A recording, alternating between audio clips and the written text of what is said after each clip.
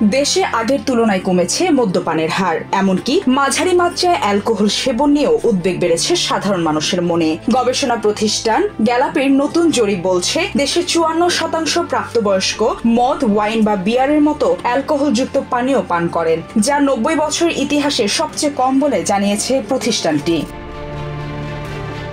একই সঙ্গে জরিপে দেখা গেছে 53% আমেরিকান এখন মনে করেন প্রতিদিন 1 বা 2 পেগের মতো পরিমিত মাত্রায় মদ্যপানও স্বাস্থ্যের জন্য ক্ষতিকর। 2015 সালে এই সংখ্যা ছিল মাত্র 28%। তরুণ প্রজন্মের মধ্যেই এই বিশ্বাস সবচেয়ে বেশি, যদিও প্রবীণ আমেরিকানরাও এখন ক্রমশ একই মতামতের দিকে ঝুঁকছেন। স্বাস্থ্য বিশেষজ্ঞ ডক্টর ডেভিড এইগেস বলেন, আগে ধারণা করা হতো মাঝারি মাত্রায় মদ্যপান হৃদরোগের জন্য উপকারী, কিন্তু সাম্প্রতিক গবেষণায় দেখা গেছে অ্যালকোহল সরাসরি ক্যান্সার সহ নানা জটিল রোগের ঝুঁকি বাড়ায়। মদের বোতলে ক্যান্সারের সতর্ক বার্তা দেওয়ারও সুপারিশ করেন তিনি।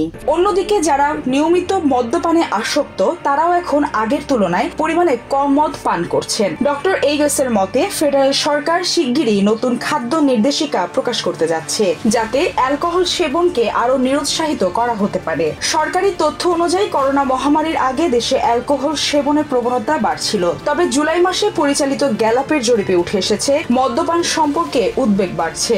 অ্যালকোহল এখন আর বিনোদনের পানীয় নয়, বরং স্বাস্থ্যের জন্য গুরুতর হুমকি হিসেবেই দেখছে সবাই।